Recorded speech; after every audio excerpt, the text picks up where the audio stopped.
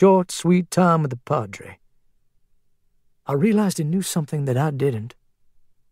He knew the key to paradise. And no, I ain't talking about heaven right now.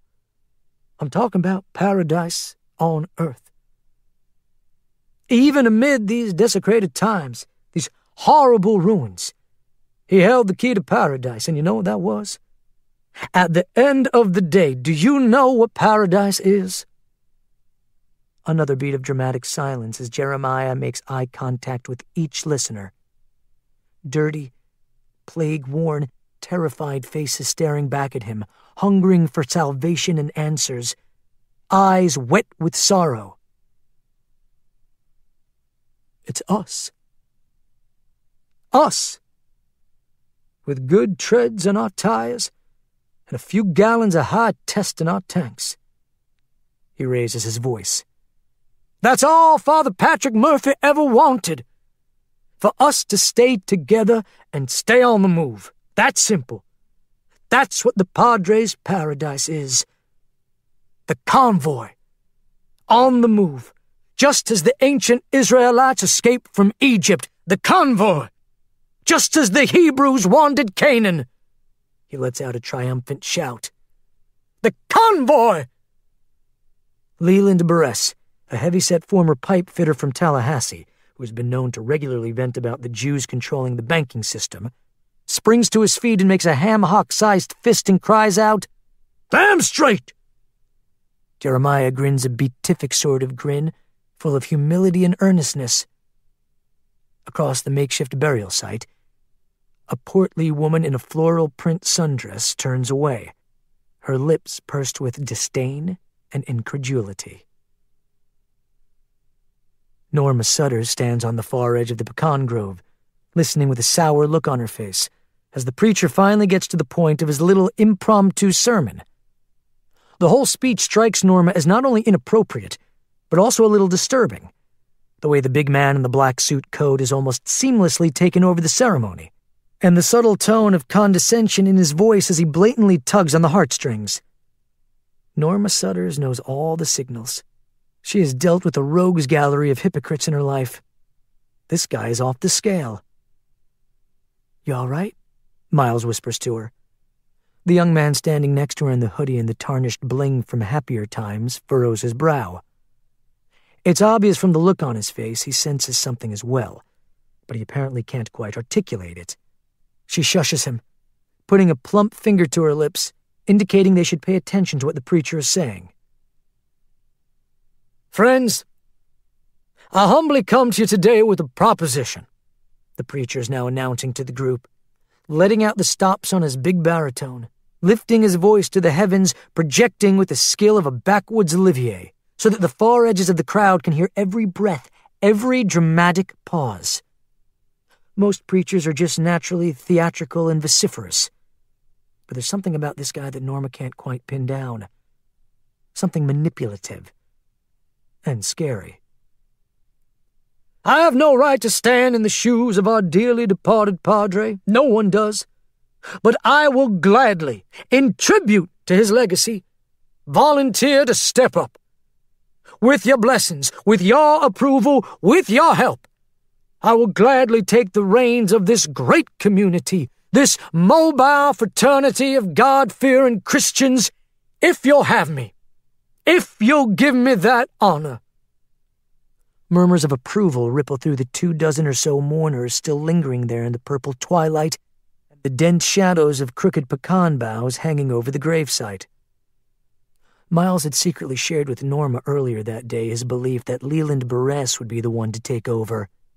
Leland was a far more likely candidate to replace Father Murphy than some interloper with a Bible and a cross. Leland had started the convoy back around the early days of the outbreak. An independent gun shop owner from Jacksonville, Leland and his late wife had lived in a trailer park near the St. Johns River, and when people had started dying and coming back hungry for human flesh, Leland followed his instincts to move and to keep moving. A breeze blows the faint odor of rotting flesh across the musk of fallen pecan shells. Norma feels sick to her stomach as she shares a loaded glance with the young man standing next to her. What a surprise. she mutters under her breath, with wry disgust. Across the bare ground of the freshly dug grave, the big preacher does what all salesmen do naturally. He goes for the close.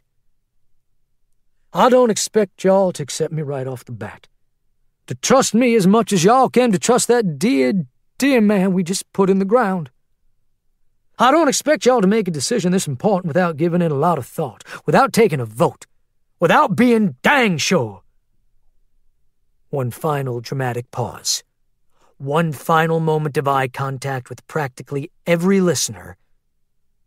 And then, but I promise you this, and I assure you that this is the God's gospel truth. If y'all accept me as your leader, I will lead. I have been in the wilderness for nigh on to a year now, and I have survived, and I will do everything in my power to make sure all y'all survive, each and every last one of you. And I will pray to the Lord Almighty that He helps me make sure that all y'all prosper, because you all are God's children, and we will prevail. A few shouts of approval mingle with his words. We will prevail, together as one. Now the hollering drowns out his words and sets Norma's teeth on edge. As the crowd gathers around the big man, a victory celebration breaks out, reminding Norma of the campaign headquarters of some two-bit politician. She signals to Miles, and the two disgruntled listeners discreetly slip away into the shadows beyond the pecan trees. The Reverend Jeremiah Garlitz, flush with boisterous approbation, doesn't notice the hasty departure of his only two skeptics. Chapter 5. The next morning, just before dawn, as the caravan sparks its engines in a series of rumbling reports and coughing blasts of carbon monoxide, Jeremiah assumes his newly acquired throne behind the wheel of the priest's battered RV, on the same shop-worn pilot chair that the previous leader had planted his bony rear end for so many months.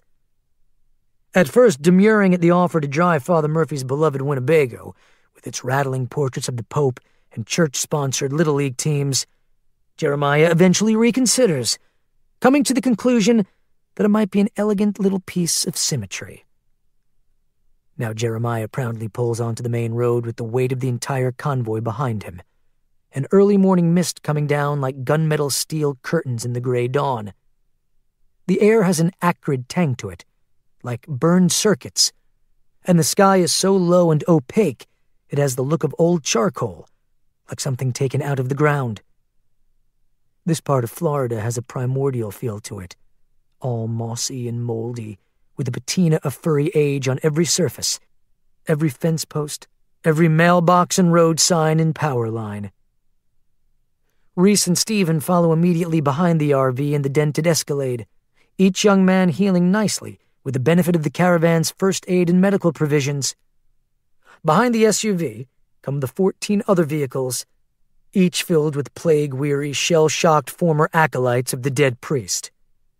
The vote to make Jeremiah the new leader, simple yes or no declarations on torn paper ballots gathered in Jeremiah's hat, had been almost unanimous, with the identities of the only two members of the caravan to dissent still unknown to Jeremiah. He would keep a close eye on morale, and maybe one day he would ferret out the pair of Philistines who had the gall to vote against him.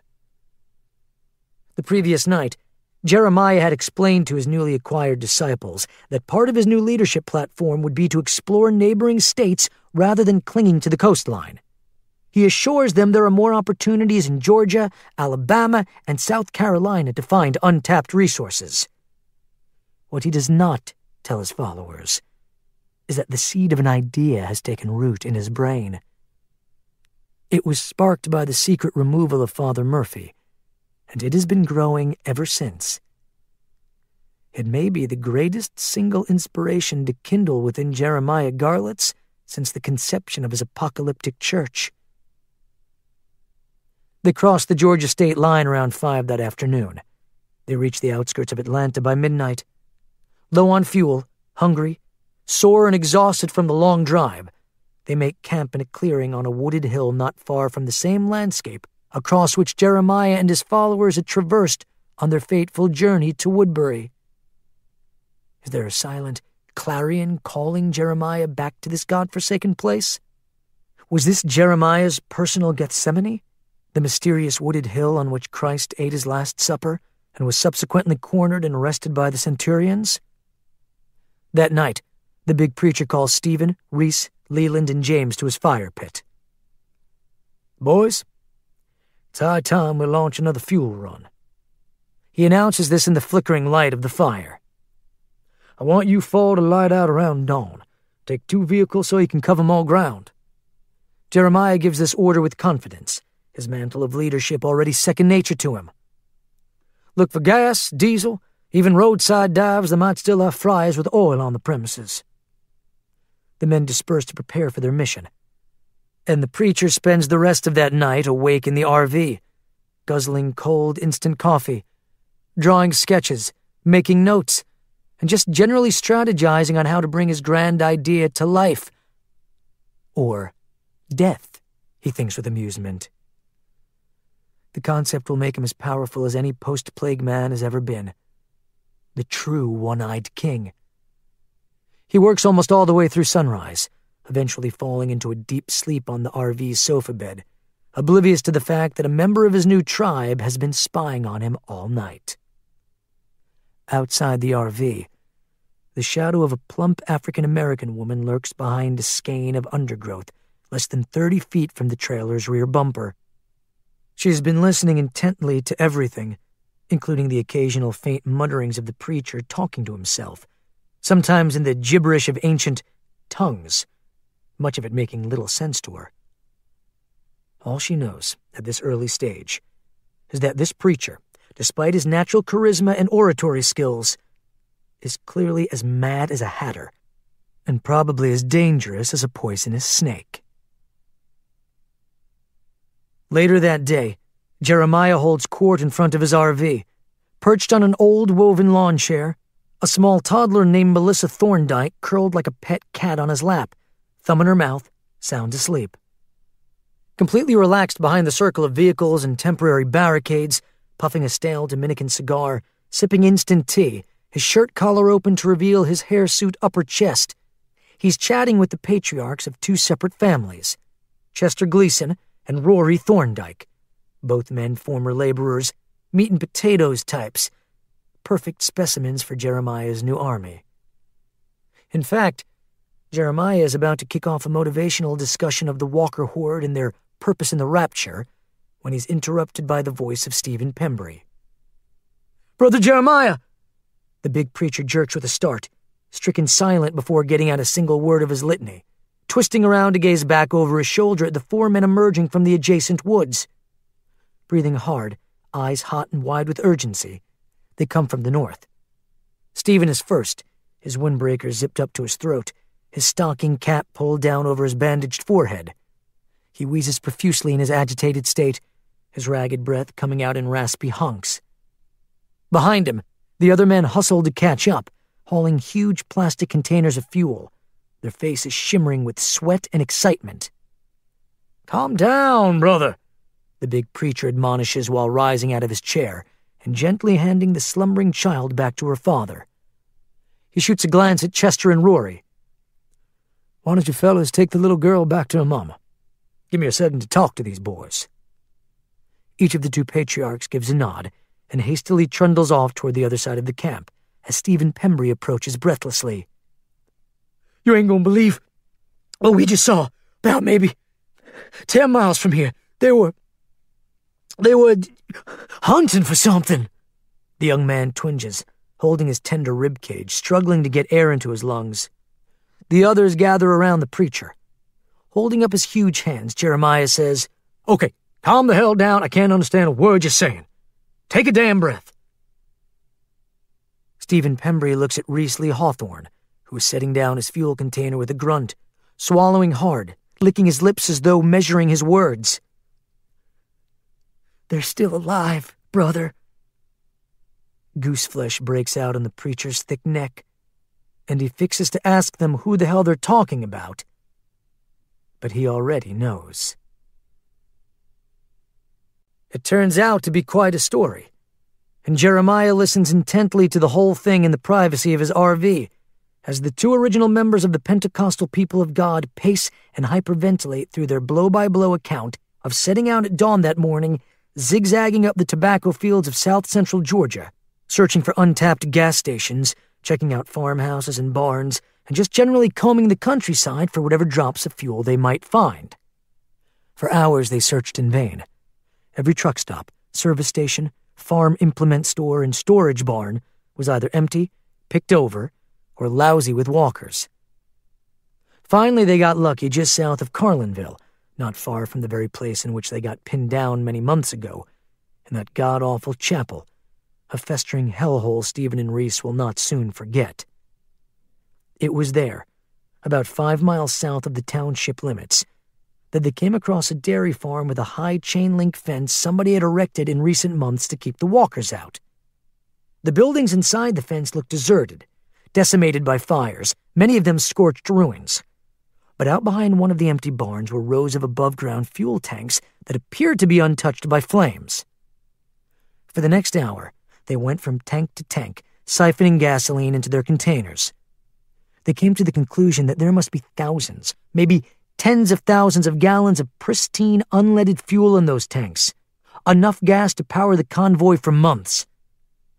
It was one of those rare, magnificent finds, a real head-scratcher, which begs the question, how the hell did everybody else miss this? In fact, they were so excited about their unexpected windfall that they nearly missed the two figures way off in the distance, moving along a high ridge of pines above a neighboring river.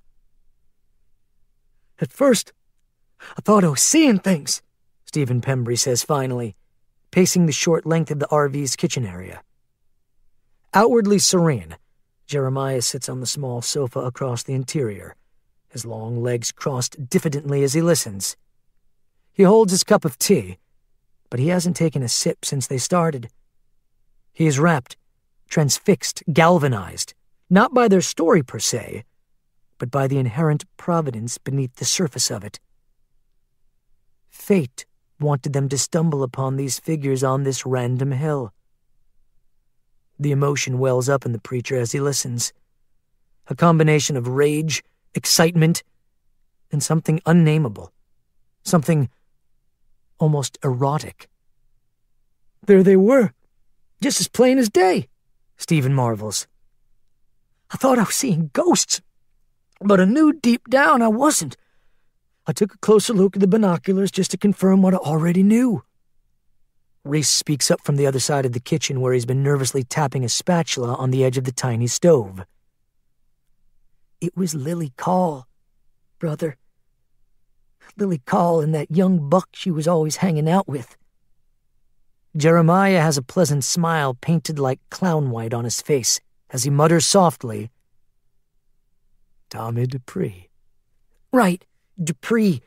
That's it, Tommy Dupree. He was the son of that fellow who was helping us. Calvin. The preacher's voice is even, measured, almost tender. Calvin Dupree. Calvin! Right! Reese cocks his head. Didn't the kid blow him away? Stephen Pembry chimes in. That's right! The little shit killed his own father! Reese marvels. If they made it out of that place alive, I wonder how many more of them did. May I ask a silly question? The big preacher carefully sets his drink on the side table. Did either of you simpletons think of tracking these two? Reese and Stephen share a jittery glance. Reese stammers, The thing of it is, we figured the fuel was the most important thing at that moment, considering the situation, and we thought... You thought? The preacher levers himself off the sofa and rises to his full height, which is formidable in any context, but especially in the tiny dollhouse of the RV's living area, his huge pompadour hairdo scraping the ceiling with the imposing posture of a golem. The preacher clenches his massive fists. "Who told you to think? Don't you realize what you let slip through your fingers? Do you not realize what this means?" Each young man starts, wincing at the booming voice of the master orator. "I want you two numbskulls to get your asses back out to that abandoned dairy farm on the double, and I want you to fan out and search the area. Bring Leland's night vision goggles and enough provisions to keep you going for a while, because it may take days, weeks maybe, to find these people, but you will find them, or you might as well not come back. You understand? And when you do find them, I want you to keep your distance. Follow them, keep an eye on them, and find out everything you can about how they survived that herd that overturned our caddy and nearly killed us. Do you understand? Tell me you understand. Each of you, I want to hear you say, 'I understand.' Now, say it!" Almost in unison, their warbly, choked voices announce that they understand. "Okay." The Reverend Jeremiah Garlitz lets out a pained sigh, smooths his hair back, stretches his neck, and gives a nod. "Now get out of my sight." The two young men nearly stumble over each other in the process of departing. Jeremiah turns away from the door and listens to the cheap aluminum screen bang as the men make their exit. He takes in a deep breath and exhales slowly. He can feel his pulse racing. He hadn't bargained for this little turn of events, and at first it had merely ignited his bloodlust, his need for vengeance. These are the people who vanquished him from the kingdom of heaven. These folks ripped apart his dreams, shat on his destiny, kicked him out of the garden. But the more he thinks about it, the more he realizes that this fortuitous event is actually part of the grand scheme of things. The forces of darkness are aligning against him. He is the angel of light, the last Christian warrior of the rapture. He will do far more than merely avenge the wrongs inflicted upon him by these people. With his masterpiece nearing fruition, his theories becoming reality, he will turn their minds to dust. He will grind their souls into the dirt and make their world a living hell. He will take them apart and bury them alive and salt the earth for eternity. "All right, then," he murmurs to himself with a cheerful little smile. "Let's get to it." Reese and Stephen spend the first part of their search in the fields out behind the dairy farm, and over those 2 days are forced to repel several waves of walkers drifting up from the deep woods along the river. At night, they camp on the high ground and use their infrareds, but they detect no signs of Lily Call or any of her people. On the third day, they run low on ammo and retreat back to their truck, which is parked along Highway 19. They have enough food and water for maybe a week, but the dearth of ammo could easily bring their search to an ignominious end. They investigate the next town east, a ghost ship of a village once known as McAllister, and in a boarded smoke shop, they find a drawer filled with cartons of Glaser 9mm safety slugs that fit Stephen's Glock.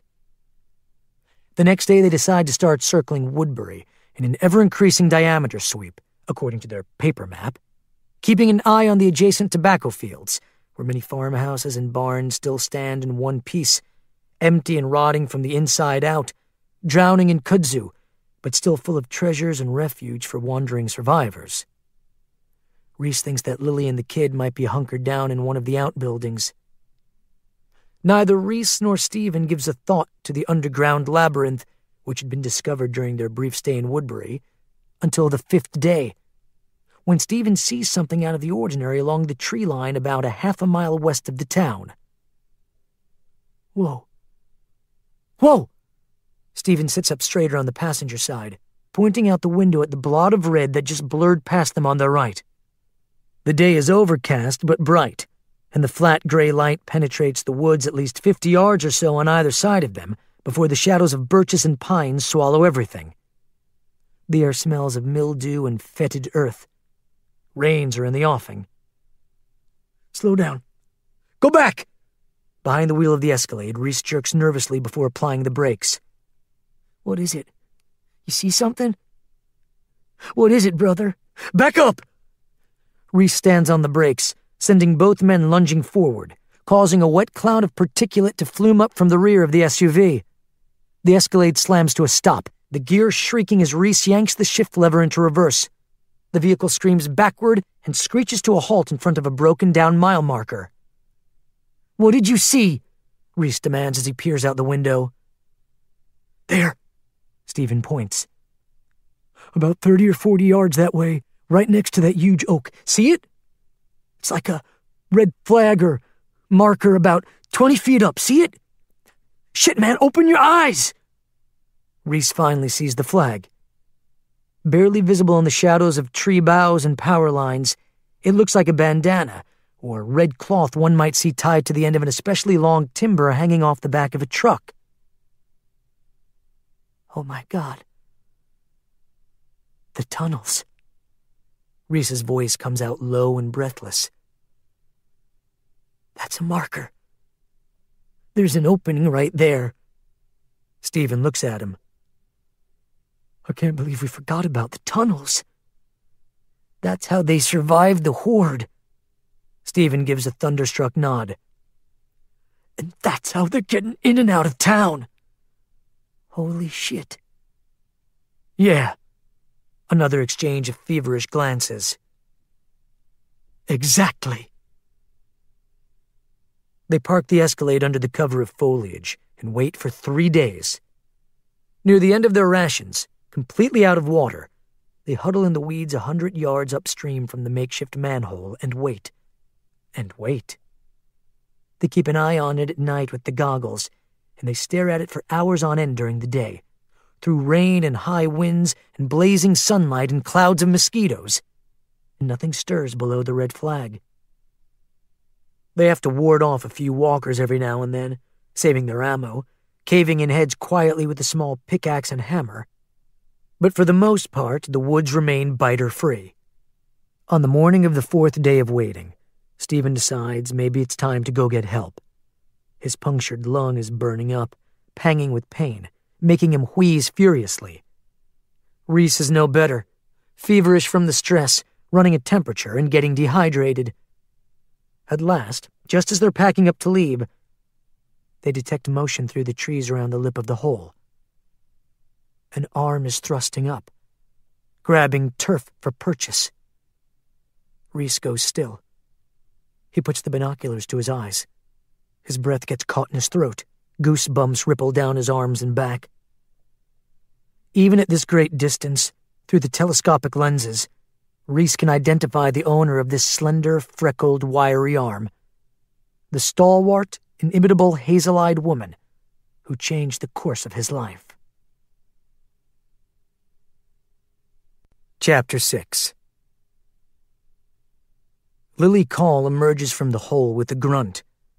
She wears her Georgia Tech t-shirt and ripped jeans, her dishwater auburn hair tied back with a rubber band, her .22 caliber Ruger on her shapely hip, her Doc Martens planted firmly on the muddy ground as she twists around and helps a second person out of the subterranean portal.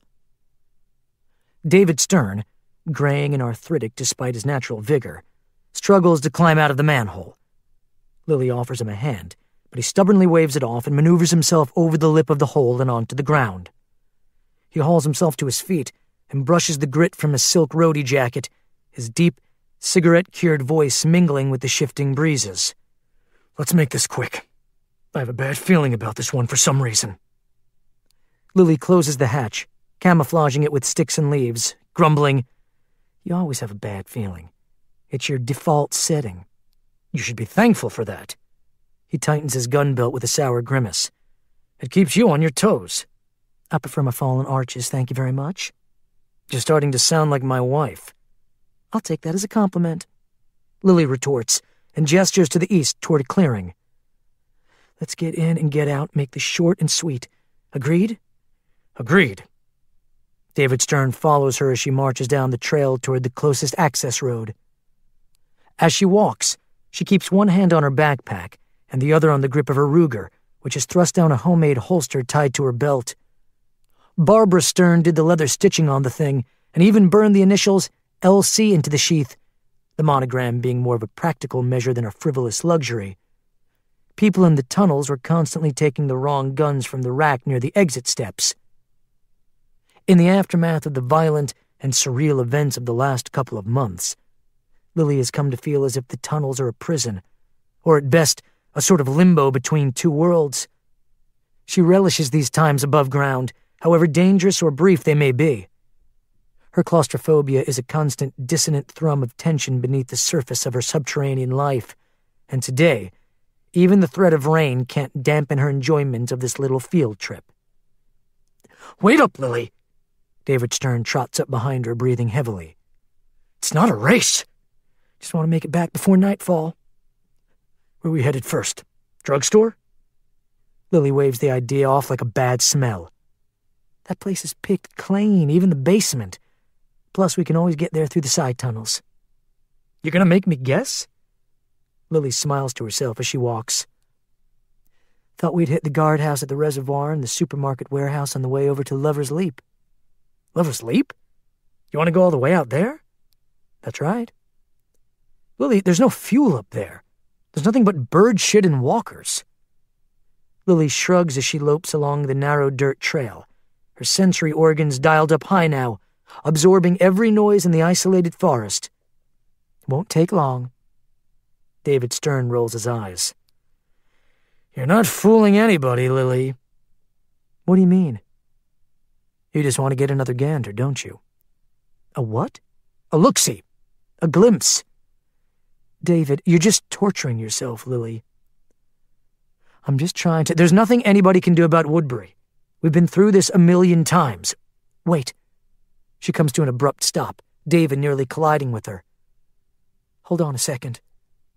"What is it?" David glances over his shoulder, whispering now. He reaches for his axe, which dangles from a clasp on the side of his pack. "Walkers?" She shakes her head, gazing around the immediate area, scanning the shadows, listening to the rustle of the breeze through the leaves. She thought she heard a twig snap, or perhaps a series of shuffling footsteps behind them in the middle distance, but she can't be sure. "Humans?" David licks his lips and gazes again over his shoulder. "I don't know. Just hearing things, I guess." She continues on. David follows, his hand on his axe now. They walk for another mile or so without saying much to each other. When they get to the intersection of Country Club and Rosewood, they turn north. The sensation of being followed never completely fades from the back of Lily's mind. By the time they reach the winding road that meanders up the side of Emery Hill along the eastern edge of Carroll Woods, a low cover of dark afternoon clouds have rolled in, and Lily and David are exhausted and cranky. So far, they've found very little in the way of fuel, a few ounces from a generator at the reservoir guardhouse, and another liter or so in the tank of a wrecked minivan out on Highway 18.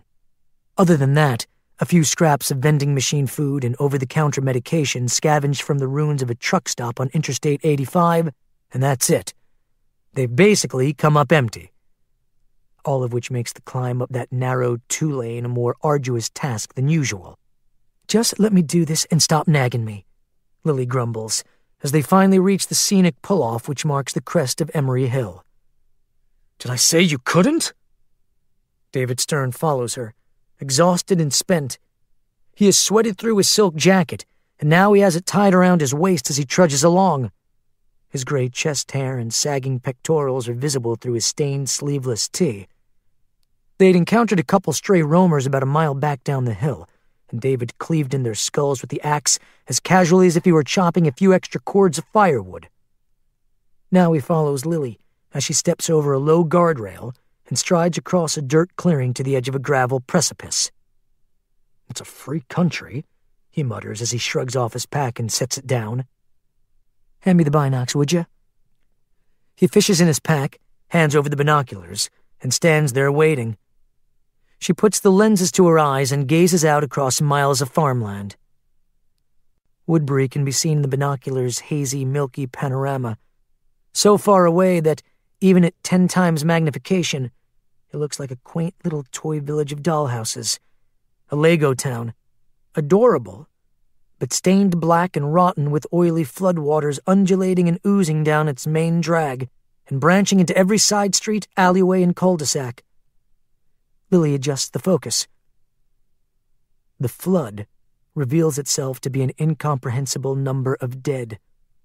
Shambling aimlessly, shoulder to shoulder, standing room only, ping-ponging around with the random madness of electrons. Woodbury is literally submerged in a sea of cadavers.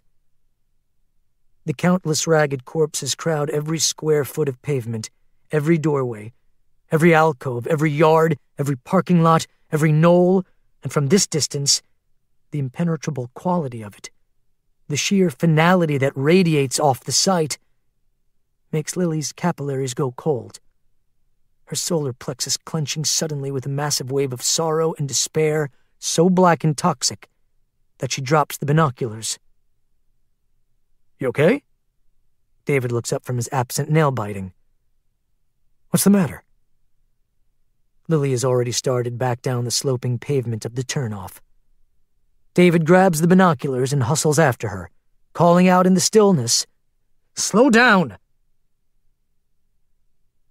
The sound of a small tin can rattling, a makeshift entryway bell, fills the dank air of the cluttered subterranean passageway. "I'll be damned if that doesn't sound like our intrepid scouts returning to the fold."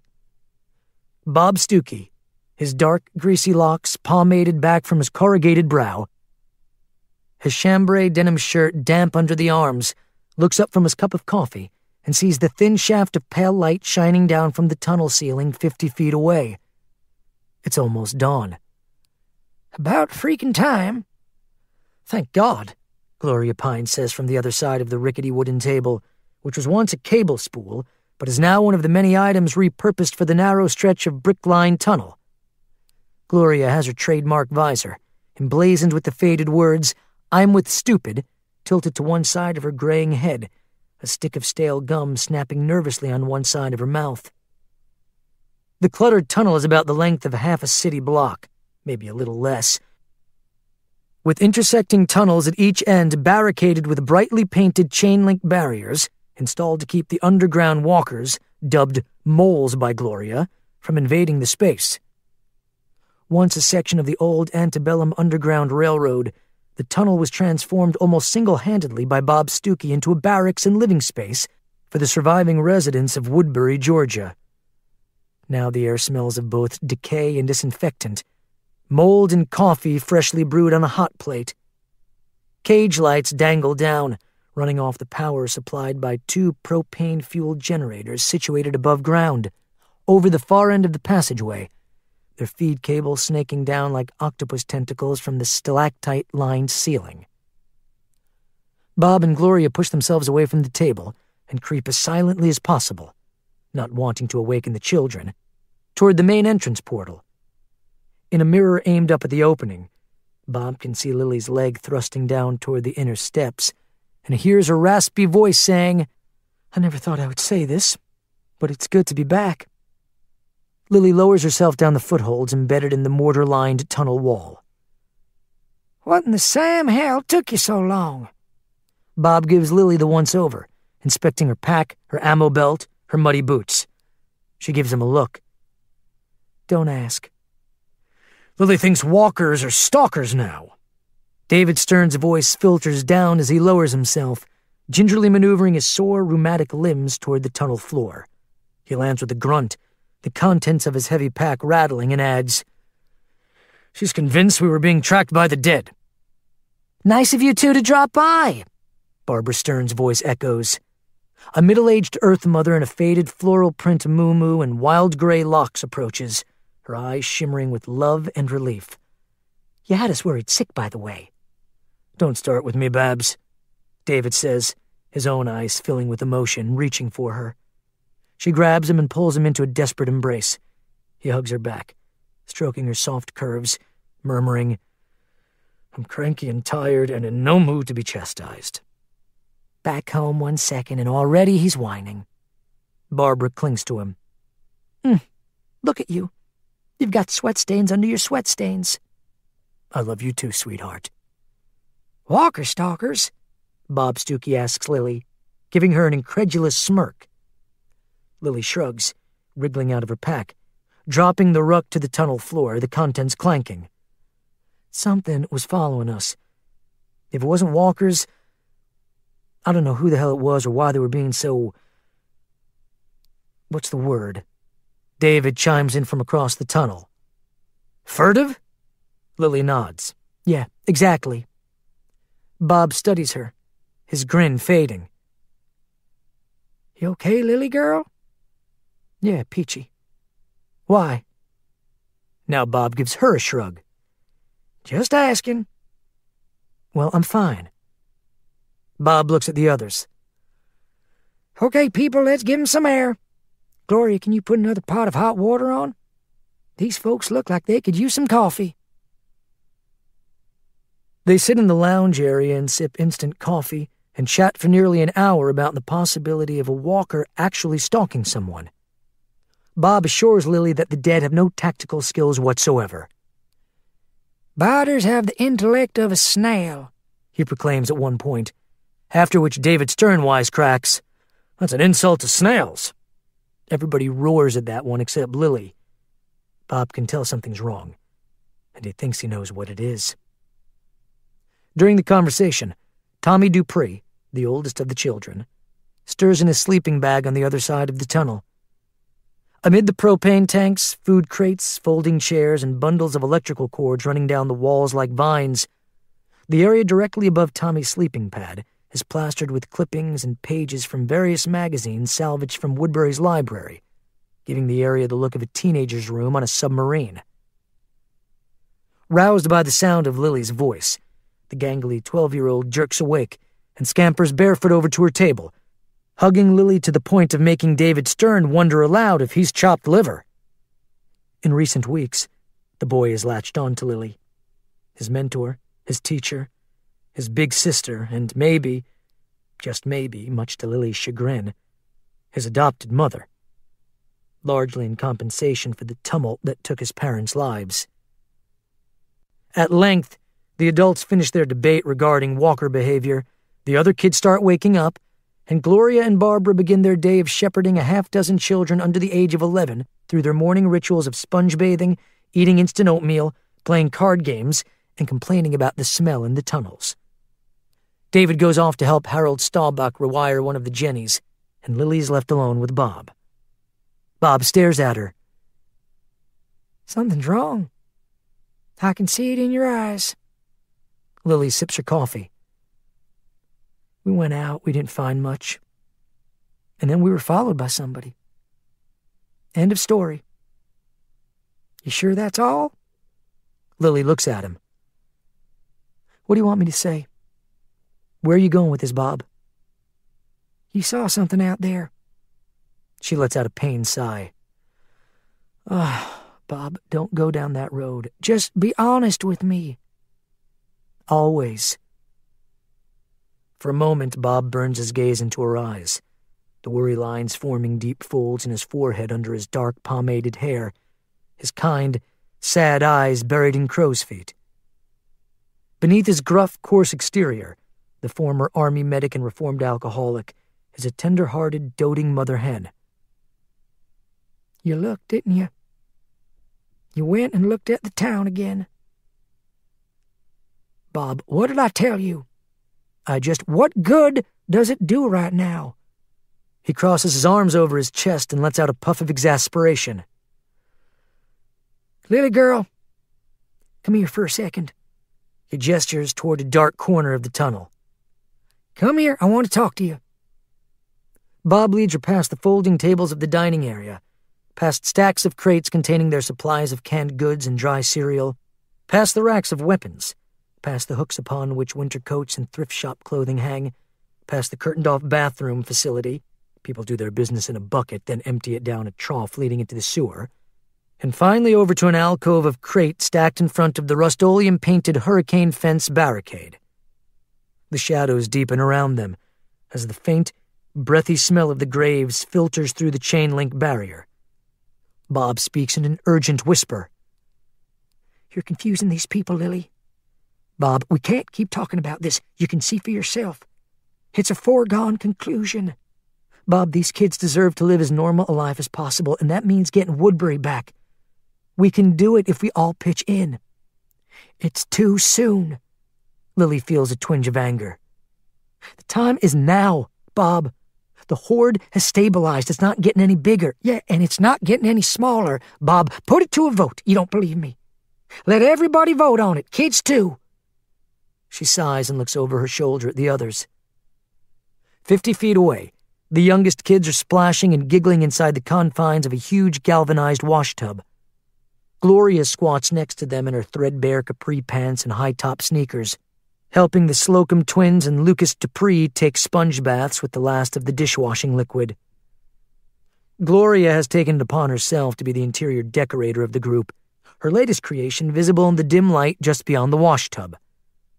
The little makeshift lounge has pieces scavenged from Woodbury's Dewdrop Inn, bar stools, highboy tables, plastic flowers and tin cans, a dartboard, and even a poster that says, "Beer is the answer, but what was the question?"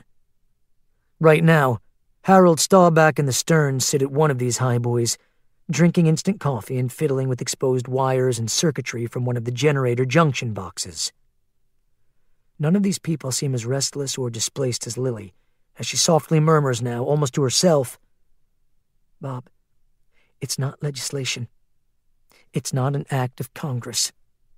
What's wrong with taking a vote? Isn't that the way you always wanted to run the town?" She looks at him and lets out another bitter sigh. "I don't want to get into this now. Are you saying you don't want to get into a discussion about taking Woodbury back, or you don't want to get into a voting situation? I mean, I don't want to go over this again. Why not, Bob? These people have no idea what the implications of staying down here are. It's the lesser of two evils, Lily. I don't see it that way. We had something good up there. Or at least we saw glimmers of it. I ain't saying we didn't. All I'm saying is this place is our best bet for now. It ain't gonna be forever. But for now, we got everything we need down here." She exhales a derisive little breath. "We got food and water, electrical power, fucking beans and rice, but we really don't have anything. Lily, come on, anything that matters." She fixes her gaze on him. "We don't have light, air, the earth, the sky. Freedom!" Bob shakes his head with mock dismay, a crooked little smile creasing his deeply lined features. "How can you say that? We got plenty of earth. Just look around." "Very funny, Bob. Maybe you should do stand-up comedy down here for the gang Fridays and Saturdays. You'll have a captive audience." He cocks his head at her, his smile fading. "Is it the claustrophobia flaring up again?" Another anguished sigh from Lily. She would take a bullet for this crusty old medic. She would die for him, but he makes her so goddamn crazy sometimes. "Oh, what are you asking me? You asking if I'm willing to put everybody else's life at stake because I get the shakes or a few headaches every once in a while?" "I didn't say—" "We can't stay down here indefinitely, Bob. You know that as well as I do." He puts his big, grime-stained hand around her shoulder, his touch both tender and deferential. "Look, I'm not saying we stay down here till the 12th of forever. I'm just saying we stay put until it gets a little less hairy up there. Right now it's Grand Central Station up there, and I don't want to lose any more people if I don't have to." She gives him a hard look. "How do you know it's ever going to get any better?" He removes his hand from her shoulder and doesn't say anything. Lily glances off toward the barricade. In the shadows next to the fencing, a single heavy-duty power cable snakes down from the ceiling and into a rectangular light fixture aimed down at a row of flower pots on a shelf. Lily's beloved petunias stick out of the potting soil in the purple glow, spindly, sickly, looking like wadded tissue paper. She has given up on her flowers. Now, each day, she watches them die. She mutters, "How do we know they're not going to be there 1,000 years? She looks at Bob. Maybe this is the new normal. He keeps looking at the floor, shrugging, not saying anything. She stares at him. All this aside, we're vulnerable down here, Bob. And it's not just the risk of walkers getting in. We're vulnerable to human attack. Bob finally looks at her and gives her his patented sideways grin. His voice drops an octave, coming out with smug certainty. Who the hell in their right mind would bother us down here? Chapter 7. Two figures move through the woods, through thick drapes of foliage, the shafts of overcast daylight flickering down into their eyes as they scan the distant trees for any sign of their encampment. They walk silently, stealthily, their pistols gripped tightly in their hands. They have silencers attached to the muzzles of their weapons, but they're low on ammo and conserving their bullets. They carry secondary weapons, the younger man a machete stuffed down his belt, the older man a 12-inch hunting knife in a sheath on his hip, each using his auxiliary weapon for both slashing thickets of foliage and impaling the skulls of errant walkers. They've been lucky these last few hours, running into very few roamers. The herd seems to have coalesced north of here, with only a few stragglers dragging along the back roads of southern Meriwether County. Look! Reese Lee Hawthorne, his face shimmering with sweat, his clothes soaked through, speaks in a loud whisper, cautious about drawing too much attention. Straight ahead. The other side of that clearing. See it? The two young men come to a halt under a canopy of thick pine boughs. The late afternoon light undulates above them with bugs, the air smelling of wood rot and forest musk. Stephen Pembry catches his breath and nods slowly. Thank the Lord. Thank the good Lord. Through the brambles he can see the temporary barricade of logs and chicken wire, and the dull silver gleam of Chester Gleason's Airstream trailer. The circle of vehicles stretches at least 100 yards in both directions. Pickups, SUVs, stake trucks, and all manners of RVs, their battered exteriors camouflaged by the shadows of the deep woods. The two scouts give each other one last fleeting nod of excitement, and then lurch single file through the remaining grove of trees between them and the caravan. They burst out of the forest and practically leap over the fence. Reese runs with a limp, his hip hanging with agony where he fell earlier that morning trying to cross a dry, rocky riverbed. Stephen wheezes furiously as he runs, his injured rib cage and punctured lung on fire. Their packs feel as though they weigh 1,000 tons on their backs, and their eyes bug out with thirst and hunger as they stumble awkwardly toward the huge plastic water jug on the tailgate of the Thorndike family camper. The noise of their arrival brings dozens of survivors out of their RVs or out from behind temporary latrines to see what all the commotion is about. Stephen reaches the water jug first and drops to his knees, putting his parched mouth under the tap. Careful, brother, Reese says, kneeling beside him, cupping his hands to catch the runoff dripping from the tap in Stephen's chin. You don't want to puke it all up before it hits your gut. Stephen Pembry gulps the water and then has a coughing attack, dropping to his hands and knees, kneeling over, hacking and wheezing into the grass. Sweet Jesus! He gasps between coughing fits, his face livid with exertion. Water's never tasted so good. The two men had run completely out of drinking water 12 hours earlier and figured it was no big deal. They had all the evidence they needed to return to camp, and the caravan wasn't that far away, and besides, they were driving the Escalade, and as long as the main road was passable, they could be back home before supper time. But as Stephen's father, Pastor Evan Pembry of the First Baptist Church of Murfreesboro, Kentucky, was fond of saying when he got in his cups or was trying to make a point about the capriciousness of life, man plans, and God has a big old laugh. You boys all right? A voice intones cautiously behind Reese. Stephen looks up, wiping his mouth and blinking, and sees Rory Thorndike standing over him.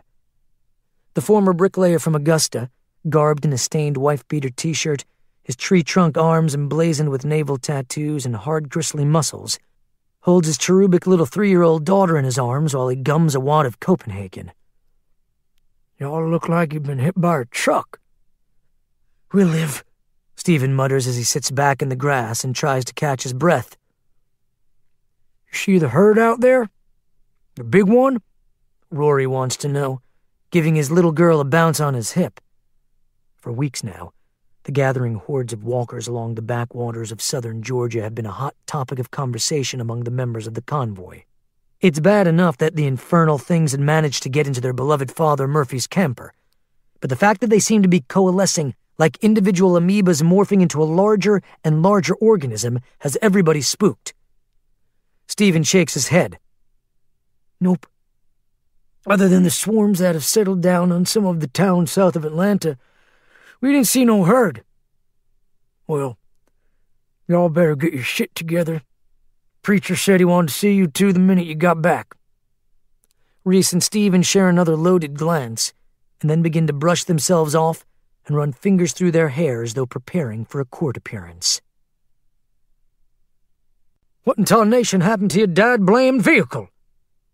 The preacher sits at the RV's dining table, his hat off, his huge hair greased back from his forehead. He is dressed in shirt sleeves, slacks, and his big Wellington boots, and he sits back against the bulwark, one boot propped up rakishly on the seat cushion as he plays with a child's toy. His enormous gnarled hands fiddle with the tiny propeller, turning it as though he's never seen a remote-control helicopter before. This morbid fascination with toys, in fact, the mere idea of toys, and the existential absurdity of them in this day and age, as though the very idea of someone playing with toys now is an offense to God, practically crackles in his brain with a strange effervescence. His pappy didn't take kindly to the concept of play. Ran out of gas about 10-15 miles from here, Stephen reports from across the camper. He paces nervously and wheezes between sentences as he speaks. Didn't bargain on all the driving around in circles. We'll get it back. I'll send Chester and Harlan out for it. Stephen nods. Appreciate it, brother. Sorry about having to leave it. And you say the call woman and a party is now living in this tunnel like a bunch of sewer rats? Not sure how many are down there. At least a half a dozen or so adults. That Bob fella, Harold, and some ladies.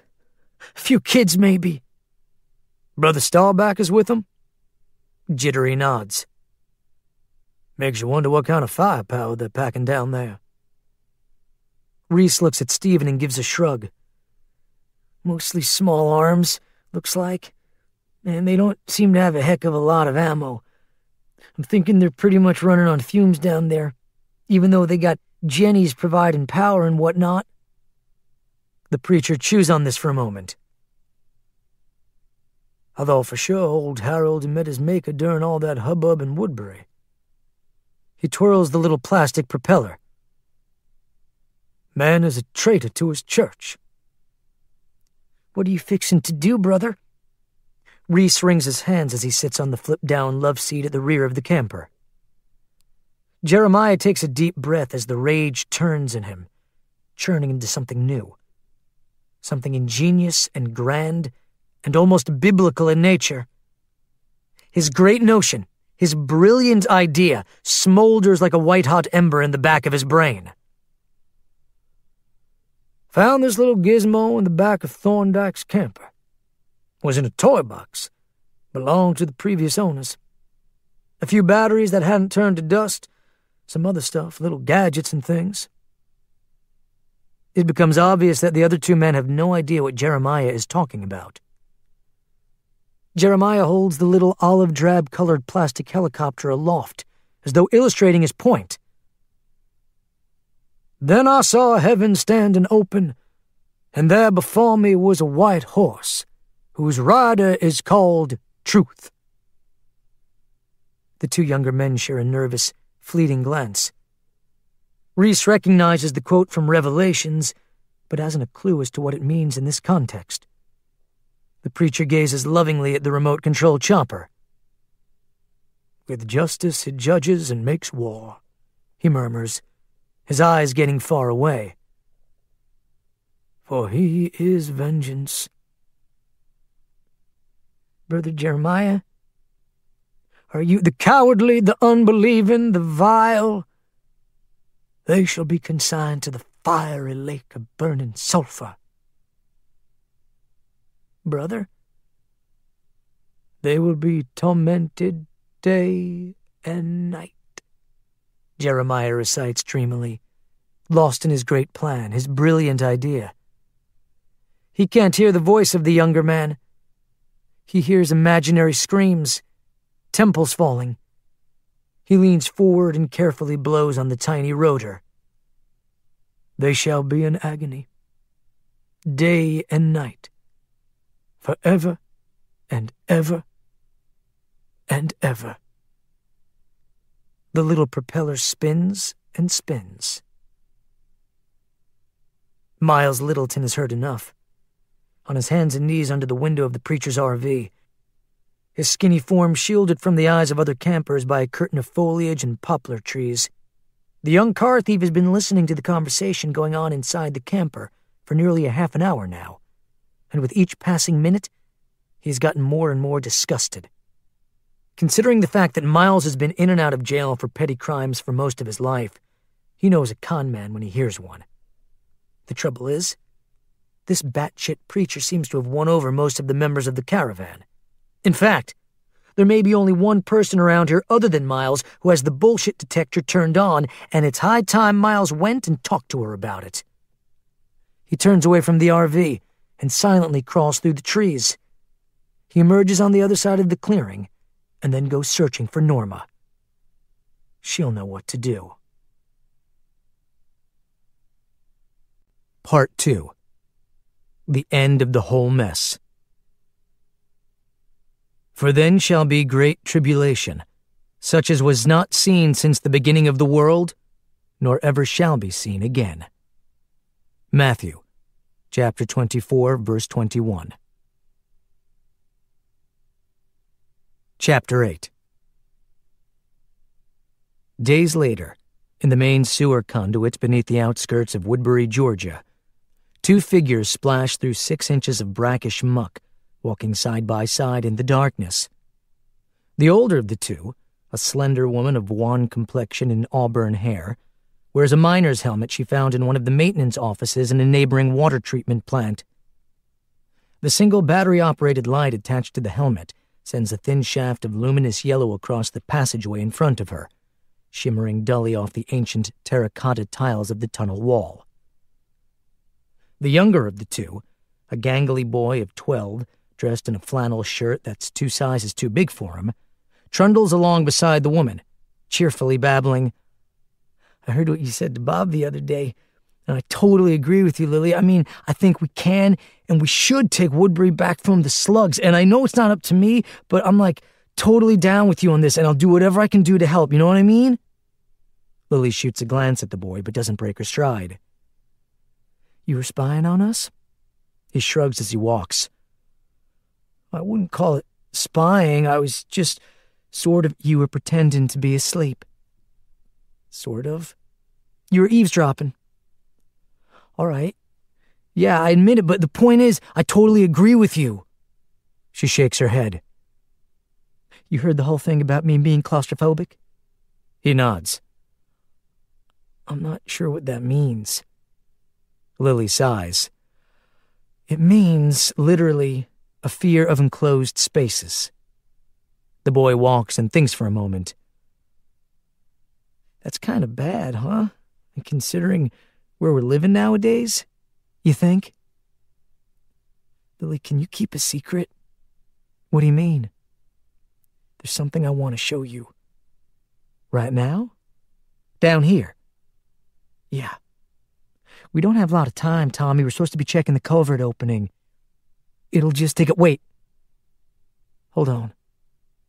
Lily slows down, detecting a troubling odor in the fusty, airless atmosphere of the sewer. Beneath the stench of human waste wafts a secondary stench. Greasier. More acrid. Just a second, she says and stops. The boy halts and waits and stares at her. What is it? A slug? Lily cocks her head and listens. Slug is the boy's latest slang word for the reanimated dead. For weeks now, he has been using a seemingly infinite number of monikers for the creatures: stinkers, empties, geeks, rotters, shells, stiffs, carcasses, chewies, dicks, reekers, meat flyers, feeders, mofos, to the point that Lily has lost count of all the nicknames. She believes it's a defense mechanism, a way for the 12-year-old to objectify the monsters and minimize the horror of seeing human beings reduced to these repulsive, parasitic things. So she goes along with it, trying in vain to keep up with the latest terminology. Right now, in fact, as she listens closely to the watery smacking noises coming from the shadows ahead of them, she thinks slug is a fairly accurate appellation for the sewer corpses she's been encountering underground lately. "You hear that?" Lily says finally. "Yeah." The boy goes stone still as the watery sounds rise into a tortured, raspy, moaning noise. "Sounds like it's coming from that side tunnel up there." He indicates a dark intersection of tunnels about 50 feet away, a workman's shovel leaning against the wall. They've traveled almost a mile west of their barracks, their position somewhere under Gable's Pond. In the thin beam of light from the miner's helmet, a series of ripples agitate the standing water. Lily pulls her .22 caliber Ruger and starts screwing on the suppressor attachment. "You stay here, and I'll go in—" "No." The boy puts a hand on her arm. "Let me take care of it. Tommy, I can do it." His chin juts with determination, his eyes blazing. His expression nearly breaks Lily's heart. Newly orphaned, steeped in death and loss, the boy is a born survivor. "I'll be fine," he says. "Let me do it." Lily nods. "I'll be right behind you. Be careful. No hesitating. I'll be okay." Lily follows the boy through the mire, her gun at her side, her finger poised on the trigger pad. Tommy approaches the intersecting tunnels slowly. He carefully picks up the shovel. Something moves around the corner, making little radiating ripples across the flooded floor. The boy silently sucks in a breath and raises the shovel. Lily moves in behind him as he turns the corner. Something shoots toward his leg and cold fingers clutch his ankle. The boy yelps and rears back, and Lily gets a fleeting glimpse of the thing before the shovel comes down. A flash of the miner's light illuminating a pasty, bloated fish-belly face, its slimy, piranha-like teeth clacking. The bottom of the creature's torso is missing, a spaghetti knot of entrails flagging off. The rot and months of being submerged in the swampy muck have inflated its upper half to twice its normal size, giving it the appearance of being artificial and rubbery, like a discarded doll. Tommy Dupree slams the shovel down on the thing's sodden skull, the sound like wet celery snapping. The creature instantly sags, its cadaverous hand releasing the boy's ankle. Tommy strikes it again. The thing has already expired, its flattened head now sinking below water level, but Tommy keeps smashing the shovel down on its remains, again and again, until Lily grabs the implement and makes Tommy inhale with a gasp as though waking from a dream. "Good job. Good job. You did it." Lily soothes the boy by patting him on the back and tousling his hair. "You killed that thing real good." "Yeah. Okay." The boy's breathing so hard he's about to hyperventilate. "Okay. Yeah." "You all right?" Lily holsters her gun, takes the shovel, and leads the boy over to the opposite corner of the intersecting tunnels. "Look at me." The boy looks at her. His eyes are red. He's still breathing hard. "I'm okay, Lily." "You sure?" He nods. "Yep." He takes a deep breath, wipes his mouth, and looks as though he just woke up. "Can I show you something now?" Lily smiles at him. "Why not?" An hour or so later, after leading Lily down a mile of narrow passageway, the boy shines the light at the tunnel ceiling. "There it is," he marvels, abruptly coming to a halt.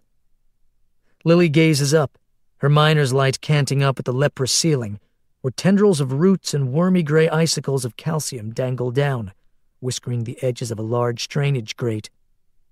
A patina of grit and age cover the rusty underside of the grating, but it's apparent by a series of fresh scratches and gouge marks that somebody has forced it open in recent days. Lily's heart beats a little faster. "Okay, hold the light for a second," Tommy says. She does so as he scuttles up the ancient steps embedded in the masonry. He pushes open the grating with a grunt and shimmies up through the gap. "You mind helping an old lady up?" Lily says. She sees nothing but darkness on the other side of the hatch as the pale face of Tommy Dupree stares down at her. "Here, take my hand." He helps her into the fetid atmosphere of a cavernous boiler room. She rises to her feet and brushes herself off.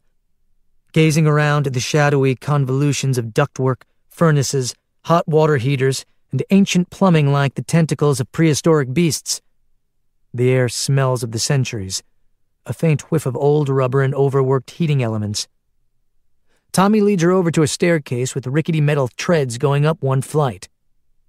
Lily aims her light at the top of the stairs and sees the word "showroom" stenciled across the backside of a latched metal door. Tommy reaches the door first and pauses. He smiles at her. "Get a load of this," he says. He opens the door as though ushering a guest into an exclusive club, and Lily takes a single step into the room.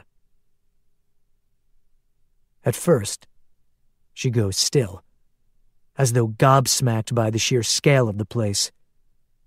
It takes a long moment for the vast, spacious room filled with enormous shadowy objects to even register in her brain. She slowly scans the showroom, which is arrayed with shiny new farm implements, the beam of her miner's light passing across the high-gloss Kelly-green fenders of John Deere tractors, the gleaming candy-apple red tusks of Case harvesters, the gigantic scoops of backhoes, the enormous blades of reapers, and the countless rows of riding mowers, diggers, transports, wagons, and attachments, sitting in the dark like cadavers in a carpeted morgue. The high ceiling, at least 50 feet above the floor, houses massive gantries, inverted lightning long ago gone dark, the rustle of birds up in the ironwork like termites eating away at the place. "Is this sweet or what?"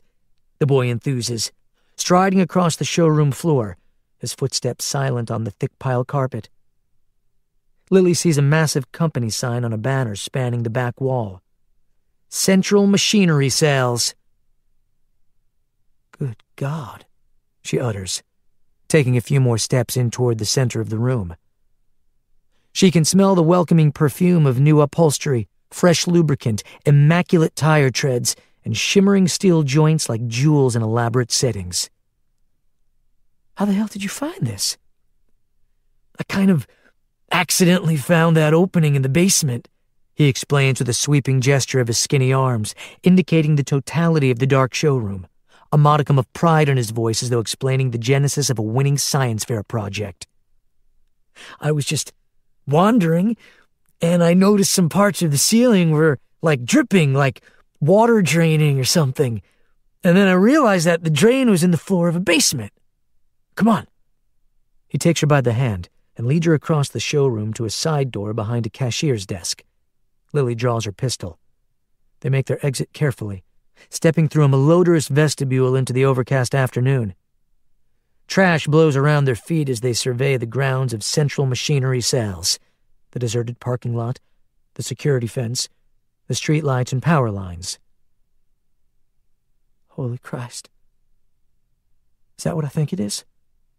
Lily nods toward a holding tank. The size of a Volkswagen Bug, the horizontal tank is rust-pocked and sun-faded, but the legend stamped on the side is still faintly visible. Fuel. "Is that full?" Lily asks. "I think so. Come here." The boy crosses the gravel lot to the edge of the fuel tank, makes a fist and pounds on the side. The ringing sound is flat, and accompanied by the slosh of fluid inside the reservoir. "Sounds like it's half full." Lily looks around. "Looks like the fence is still intact. And the place is walker-free?" "Yep." "Oh my God." She looks at the boy. "Oh my God." "I know," He grins. "What do you think?" "Oh, my God. Sweet, huh?" She stares at him. "I'm not sure yet, but this place might just change everything." "Reverend, with all due respect, you're leading us straight into engine territory." The voice comes from the rear of the Winnebago, the sound of it warbling as though coming through a tissue of liquid. James Fraser stands behind the pilot's seat, bracing himself on the nearest cupboard as the vehicle clambers over rough road, rattling and thudding furiously, knocking dishes askew and sending books tumbling off shelves. Some of the preacher's remote-controlled toys topple, sending plastic airplanes, model cars, transmitters, and batteries skittering across the floor. James cringes with each bump, his flannel shirt sweat-damp under the arms. He glances out the passenger window as the camper roars past a fence post on which a walker head has been impaled as some sort of warning, the pasty cadaverous face still open-mouthed, still looking hungry, still gripped in agony for eternity. "Trust, James. Trust in the Lord and trust in your humble clergy." Jeremiah buzzes with energy, despite the fact that his rosacea has returned with a vengeance this morning. Dressed in his trademark black frock coat, now bunched in the middle with a heavy bullet bandolier, he glances up at the rear view and takes in his square-jawed reflection. The rosy patches across his cheeks and chin, the moistness of his eyes, his prominent nose already broken out in darkened capillaries, as though he were a Skid Row juicer on his last bender. The skin disorder has a habit of breaking out when the preacher least expects it, often in times of great upheaval or stress. It also seems to be advancing. For years, it had only caused a faint swelling in his eyes and a reddening of the cheeks, as though he were blushing. But lately the condition brings on severe flushing, a burning in the eyes, and visible blood vessels. And today is shaping up to be the worst outbreak yet. It's been brewing ever since they left camp. The caravan has been on the road for hours, following the preacher west toward the state line, where scouts have seen signs of another superherd brewing. The official purpose of the journey, the ostensible reason that Jeremiah has given to his followers, is reconnaissance. The preacher wants to gauge the threat level of this so-called ungodly swarm of monsters. But what very few people in the convoy know is that Jeremiah is returning to the scene of devastation that claimed the lives of his fellow parishioners almost a year earlier.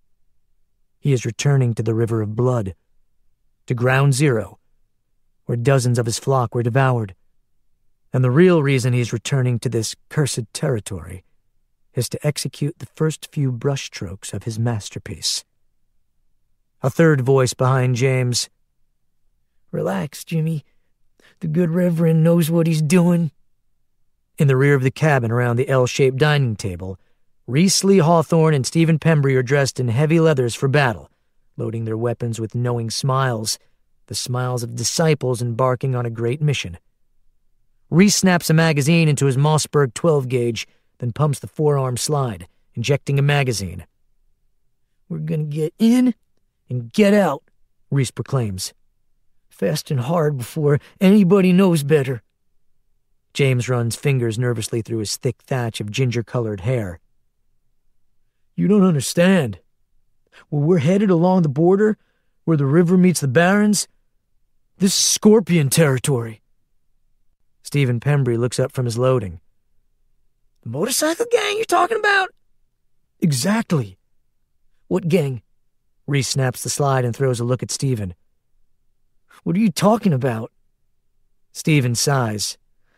Ragtag group of scuzzballs from Birmingham banded together after the outbreak, formed a sort of tribe, fueled on crystal meth and fear along the Chattahoochee River. They're animals.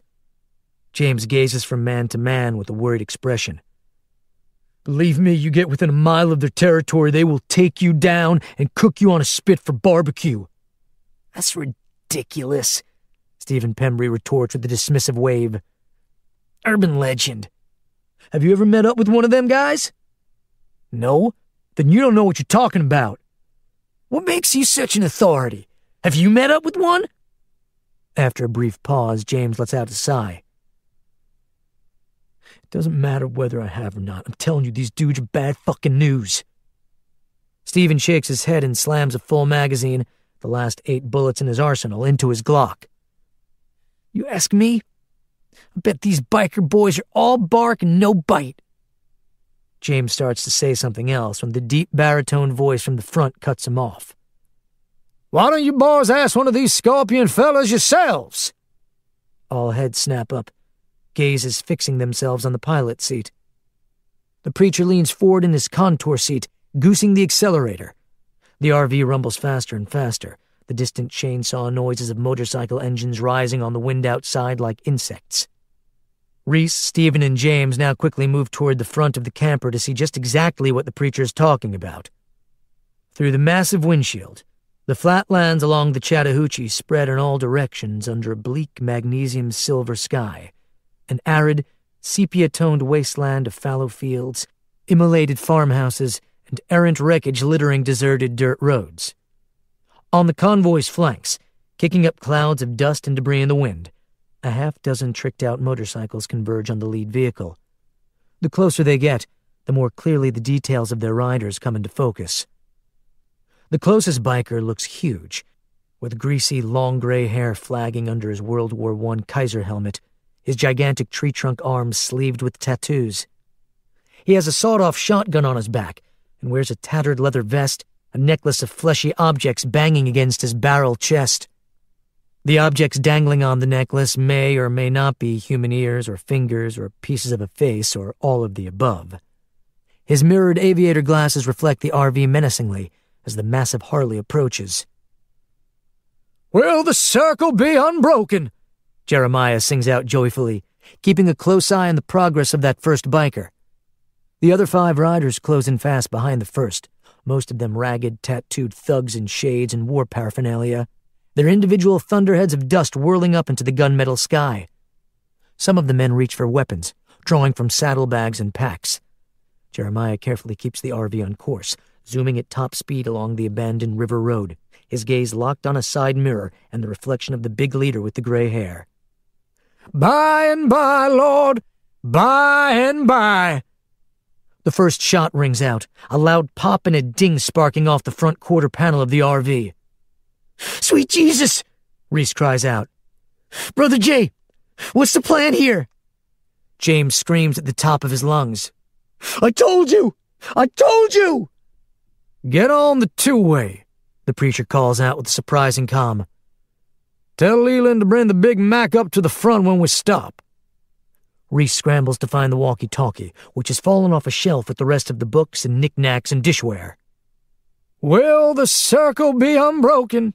the preacher croons off-key as he fixes his gaze on the side mirror. He can see the big man on the closest bike preparing to fire again, a few of the other bikers preparing to launch a salvo of buckshot into the RV's tires. The preacher continues rejoicing. "In the sky, Lord, in the sky!"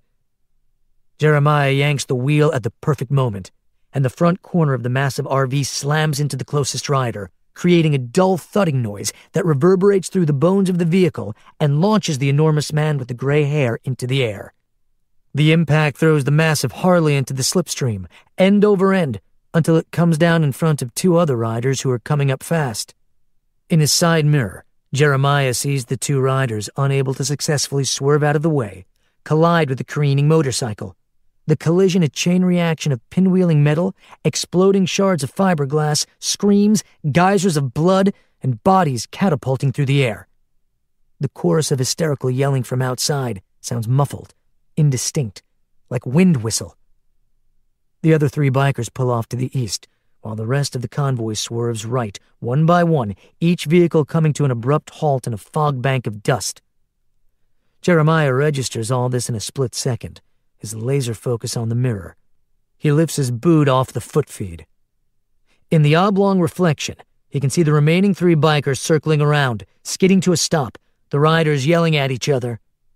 One of the bikers pulls a pistol-grip shotgun. Jeremiah pumps the brakes, bringing the massive vehicle to a bumpy stop in a whirlwind of dust. More toys fall off their shelf and back, batteries rolling across the floor. Without hesitation, without a scintilla of wasted energy, Jeremiah slams the shift lever into reverse and stumps on the accelerator pedal. The RV lurches. The gravitational force throws the younger men forward, Reese slamming into the sink, Stephen and James holding on for dear life. The camper roars backward, the power plant screaming, the infrastructure rattling and threatening to crack apart. In Jeremiah's mirror, the three surviving bikers loom closer and closer, looking up with shocked expressions, scrambling to aim their weapons, trying to get off a few shots. As the massive RV bears down on them, they try to scatter. Jeremiah skillfully steers the rear end with its massive tow rig and steel ladder directly at the three fleeing bikers. The sound of horrified cries rings out. The impact throws 2 out of 3 bikers skyward and pulverizes the abandoned Harleys. The RV thumps as dust and debris and broken fiberglass rain down.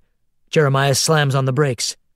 A mangled chrome pipe clatters to the ground next to the RV's cab as the vehicle skids to a stop, a few other pieces of shrapnel falling for a few seconds until finally, mercifully, silence descends on the barren landscape. For a moment, the 3 men in the back of the RV are thunderstruck, paralyzed, as the sound of dripping fluids and dwindling screams from outside fade beneath the wind. Jeremiah stretches like an old cat that was just sunning itself and now wants to investigate its food bowl.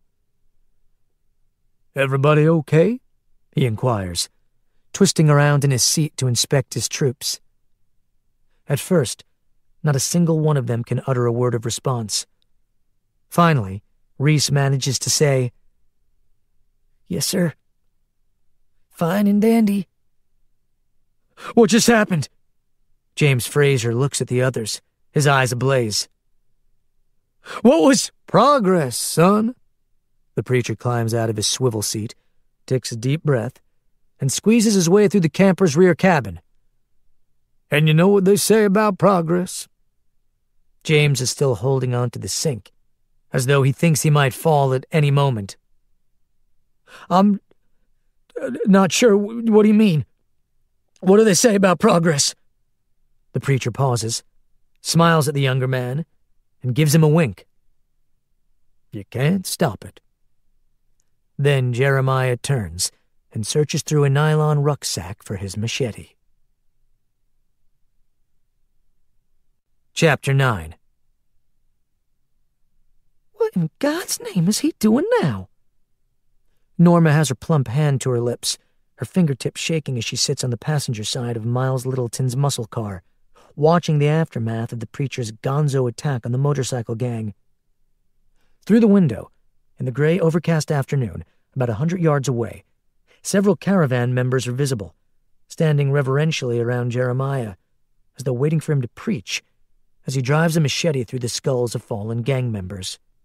He does this rather quickly and forcefully.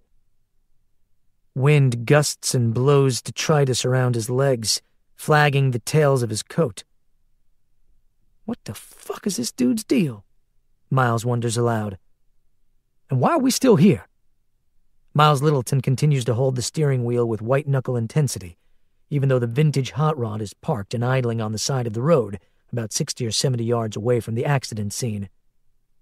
The engine rumbles softly, as comforting to Miles as a mother's heartbeat. The car is his security blanket. Miles grew up in Detroit, before moving to Atlanta at age 11 with his divorced, heroin-addicted mom. But his years in the Motor City made him a believer in good old American-made production line muscle. He had stolen many classics in his day, but the one he always drove, the one he lived in and pampered and doted on like the first girl he ever kissed, was the 1972 4-speed 426 cubic-inch Hemi V8 Dodge Challenger.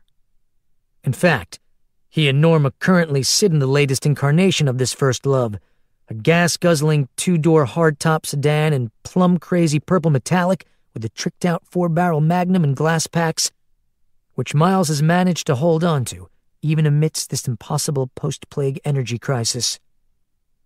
"Give me a second," Norma says. "I just want to see what he does next."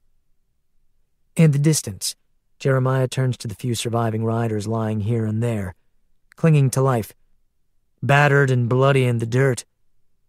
They look like fallen soldiers in some brutal desert war. Jeremiah motions to a large box truck idling nearby. Leland Barres sticks his head out the driver's window, giving a wave and then backing the huge vehicle up to the death scene. The preacher and his 3 young associates start lifting the victims onto makeshift stretchers. One by one, the 3 survivors are loaded into the truck's rear cargo hold. "I'll promise you one thing," Miles comments bitterly as he watches. "He's not taking them guys to the emergency room." Norma shakes her head. "But what in the wild world of sports does this have to do with them poor folks in that tunnel?" "Nothing. The dude's obviously fucking nuts." "I don't know." Norma chews on her fingernail. "I think he's nuts like a fox. I think he's got a master plan." "Good for him. I still say we blow this place, get the fuck out of here. This ain't about us. It ain't our concern, know what I mean?" "I hear you, Junior. I'd like to know exactly what this creepy-ass preacher's got up his sleeve." "Why? What difference does it make?" Norma watches the last of the injured bikers being loaded into the Mack truck. "I don't know. Maybe we can do something about it." "You're gonna go and get your ass killed." Norma sighs. "Maybe." She looks at him. "Listen, I'll make you a deal." Miles shakes his head. "Oh, no. Don't be doing this shit to me." "Come on, I promise we'll get away from these people soon enough." Miles wipes his mouth nervously. "You're gonna get both our asses killed. Just stick around another day or two, just until we figure out what he's doing. Norma, I promise you we'll take off as soon as we figure it out." In the hazy distance, behind a dust devil of whirling litter, the preacher marches back toward the RV, looking all proud and satisfied and imperial. He looks like a third-world dictator to Miles, like a cracker version of Fidel Castro, and this makes Miles all the more nervous. Miles finally looks at Norma. "Okay, one more day and then we're gone with the motherfucking wind." The portly little woman leans over and kisses the young man on the cheek. Miles rolls his eyes as he kicks the Challenger back to life, the glass packs growling as he revs the enormous engine. He sees the preacher climbing back into his RV and the camper's exhaust pipe spitting vapor. The convoy starts rolling away, and Miles lets out a weary sigh as he follows from a distance. The preacher leads the convoy west. Hours later, they find themselves descending a sloping access road toward a litter-strewn public beach along the Chattahoochee. Jeremiah grips the steering wheel tighter now, the memories of his baptism of death percolating up through his central nervous system like a witch's brew of terror, grief, and sorrow. He feels the weight of the caravan behind him, the sedans, the SUVs, the trucks pounding the weathered pavement, sending tremors through the sandy earth, girding him, bolstering him, galvanizing him. He sees the silvery surface of the river across the horizon, materializing in ghostly ripples before his eyes. He pulls the RV around a hairpin and then descends the narrow river road toward a state park whose name he has blocked out of his mind. He lost half his flock here 18 months ago. He saw the spawn of the devil rising out of the waters to devour his innocent parishioners as they were born again in the bloody currents of the river. He steers the RV toward the end of the road, to a deserted pier with ancient gray pilings and sun-blanched timbers. An enormous, oily black crow explodes into flight off one of the newels at the end of the dock, the sound of its caw echoing up across the low, threatening black sky, reaching Jeremiah's ears, sending goose flesh down between his shoulder blades and raising the hackles on the back of his neck. He parks, turns the engine off. He hears the rest of the convoy coming to a halt behind him, one by one, engines dying, silence ensuing. Inside the RV, no one says a word. 2 out of the 3 young men inside the camper were present that day a year and a half ago, when the women of the church group were devoured in the river only moments after receiving the rites of communion from Jeremiah. 2 out of the 3 saw the white-clad matrons of the flock screaming, flailing, splashing up arterial fluids into the air that day, turning the river as red as ox blood. The silence in the camper fills it with a sort of reverent tribute to that day. "Brother Stephen, get Earl on the blower," Jeremiah says at last, unbuckling himself. "Tell him to back the Kenworth down to the river's edge." "What are you—" Stephen Pembry almost asks the question that's on everybody's mind, but no one will ask. They've been given bits and pieces of the whole picture, but have yet to be told what's going on. What in the name of God is the preacher up to? On his way out of the cab,